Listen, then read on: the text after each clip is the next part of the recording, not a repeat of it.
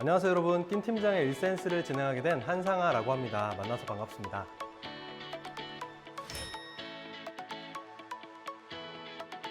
영상을 통해 이 자리에 함께하고 계시는 분들 대부분은 상사와 후배 사이에 낀 중간관리자 역할을 이제 막 시작하셨거나 상사의 인정을 받고 후배들의 사랑을 받는 중간관리자가 되고자 하는 분들이실 텐데요.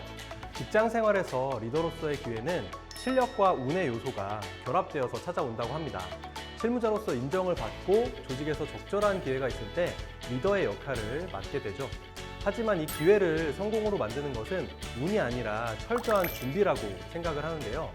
저와 함께하는 이 시간 동안 여러분들은 리더로서의 철학, 중간관리자로서의 역할과 구체적인 스킬들을 충분히 고민하고 학습하시게 될 겁니다.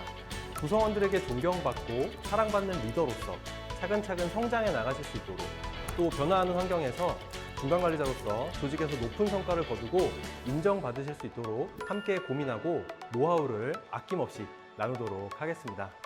이번 시간은 중간관리자에게 필요한 역할이 무엇인지, 어떤 리더십을 발휘해야 할지 조금은 넓은 범위의 주제를 이야기해 보려고 합니다. 실무자로서 성과를 거두면서 이를 원숙하게 처리해 나가던 제게도 중간관리자 역할은 정말 갑작스럽게 찾아왔는데요. 수년간 리더십 교육을 담당하고 리더십 이론과 사례들을 숱하게 접해왔음에도 불구하고 직접 리더가 되었을 때 당혹스러움은 이로 말로 표현하기가 어려웠습니다. 처음 리더 역할을 맡으셨을 때 당혹스러움 극복해 나가실 수 있도록 이번 시간은 전반적인 마인드셋을 다져보는 그런 시간이 되겠습니다. 왜 우리 낀 세대에게 중간관리자로서의 자리가 위기가 아닌 기회인지, 중간관리자에게 요구되는 역량은 무엇인지 한번 체계적으로 알아보도록 하겠습니다.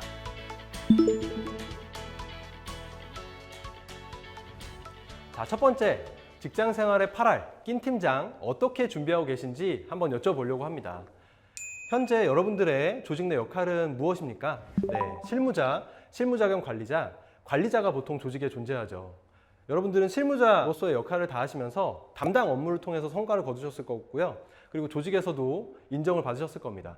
그리고 관리자라는 역할은 타인을 통해서 성과를 거두죠. 의사결정권이 있고 평가 권한도 있습니다. 근데 여러분들은 아마도 실무자 겸 관리자거나 관리자의 역할을 초입으로 수행하고 계실 거라고 생각을 합니다. 이번 과정에서는 여러분들과 실무자 겸 관리자로서 또 초보 관리자로서 리더의 역할을 발휘할 수 있는 그런 내용들을 준비했습니다.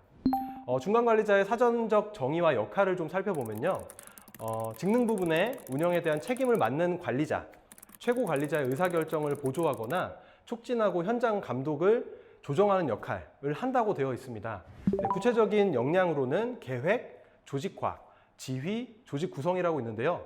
너무 어렵습니다. 그렇죠? 이런 걸 하나하나 이해하고 개념을 이해하고 접근하기에는 사실 너무 어렵고요. 그럼 우리가 한번 현실적으로 한번 바라보겠습니다. 중간관리자 낀 팀장, 경험적으로는 어떠신가요?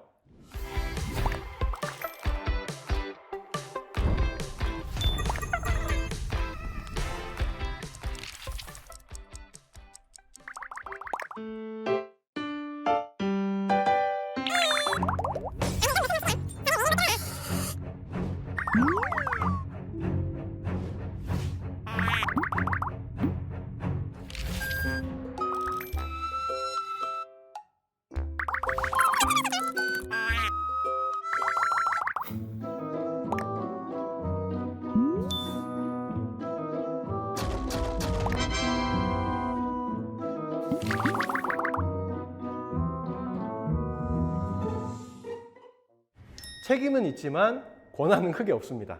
최종 의사결정권자가 아니라는 뜻이고요.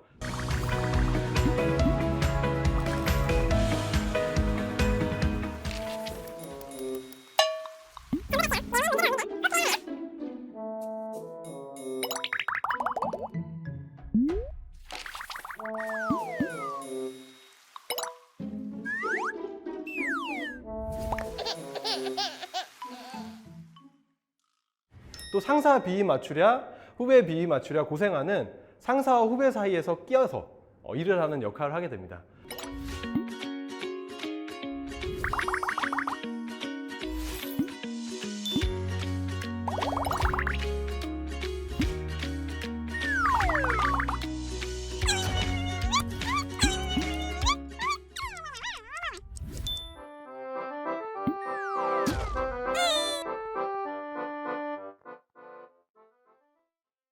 또 예측하지 못한 새로운 업무가 계속해서 증가하게 되는데요. 운영성 업무뿐만 아니라 커뮤니케이션, 협업이 증가하기 때문에 그렇습니다. 결론적으로 여전히 실무를 담당하기도 하고 때에 따라서 그 비중이 커지기도 합니다. 회사에서 꼭 직책자, 평가권자가 아니더라도 이에 해당되는 중간관리자들이 무수히 많다라는 얘기죠. 어쩌다 보니 중간관리자가 되었습니다. 그럼 언제까지 하게 될까요? 제 생각에 중간관리자 역할은 직장 생활의 거의 8할이라고 생각을 합니다. 막내 생활을 10년, 15년 하지 않는 이상 어느 순간 후배가 들어올 거고요. 그 순간부터 여러분들의 중간관리자 역할이 시작됐다고 보시면 될 것 같아요. 그럼 창업 대표이사가 되기 전까지는 중간관리자가 된다고 할 수 있겠는데요. 심지어 직장인들의 별이라고 하는 임원이 되어도 임원 위에는 대표이사가 있습니다.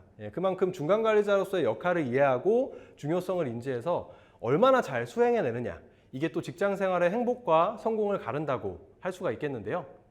조직에서 직원들에게 보내는 두 가지 종류의 메시지가 있습니다. 하나는 인센티브 시상이고요. 또 하나는 승진과 직책자 선임이라고 할 수 있겠습니다. 여러분들은 여태까지 인센티브와 시상에 익숙하실 겁니다. 바로 과거에 대한 격려인데요. 잘한 것과 성과에 대해서 조직에서 격려하는 것이죠. 이렇게 잘했으니까 앞으로 더 잘해줬으면 좋겠어 라고 보상을 하는 건데요. 여러분들이 지금 이제 중간관리자가 되시면서 역할을 맡고 승진을 하신다는 거는 앞으로 역할에 대한 기대를 가지고 조직에서 승진과 직책자 선임을 하게 됩니다. 그래서 아직 벌어지지 않을 미래에 대한 기대를 담아서 여러분들을 중간관리자로 선임한다는 것이죠. 근데 신임 리더, 과연 조직의 기대에 얼마나 부응을 할까요? 1960년대 로렌스 피터 교수가 발표한 경영이론 피터의 법칙에 따르면 신임 리더의 대부분은 기존의 업무 성과와 전문성을 바탕으로 승진한다고 합니다. 즉, 다시 말하면 리더십에 대한 충분한 준비가 되어 있지 않은 상황에서 현실적으로 리더의 역량을 측정할 수 없는 상황에서 중간관리자가 된다는 것이죠. 그래서 요즘은 과거에 자리가 사람을 만든다라는 말보다는 자리가 사람을 드러낸다 라는 표현을 많이 씁니다. 그만큼 얼마나 준비되어 있느냐에 따라서 리더로서의 역량, 이 판단이 된다는 뜻이죠. 그래서 조금 심한 말씀이지만 모든 직원은 무능함이 극에 달하는 수준까지 승진한다라고 합니다. 그만큼 체계적으로 준비하고 노력하지 않으면 성공적인 리더 역할을 수행하기 어렵다라는 말씀을 드리고 싶습니다. 팀원이 가장 힘들어하는 리더는 일관성이 없는 리더라고 해요. 수평적인 조직 문화를 강조하면서 일방향적으로 소통하고 반말을 일삼는 리더가 있다면 아마 구성원들은 너무나 힘들 겁니다. 흔들리는 나무에는 새가 앉지 않는다라는 말이 있어요. 그만큼 리더로서 안정적이고 일관된 철학을 가질 때 구성원들은 안정감을 느끼면서 성장한다라는 겁니다. 그래서 제가 여러분들께 드리고 싶은 질문이 있습니다. 나만의 리더십 철학이 있습니까? 이 철학이라는 거는 자신의 경험에 따라서 인생관과 태도가 결정되는 것을 말하는데요. 사실 리더로서의 경험이 많지 않으시기 때문에 리더로서의 철학도 완벽하게 확립되어 있진 않으실 겁니다. 그래서 이번 시간에 얼마나 체계적으로 준비하고 대응하고 있는지, 나의 리더십 철학은 무엇인지 좀 더 구체적으로 보는 시간을 계속 가져보도록 하겠습니다.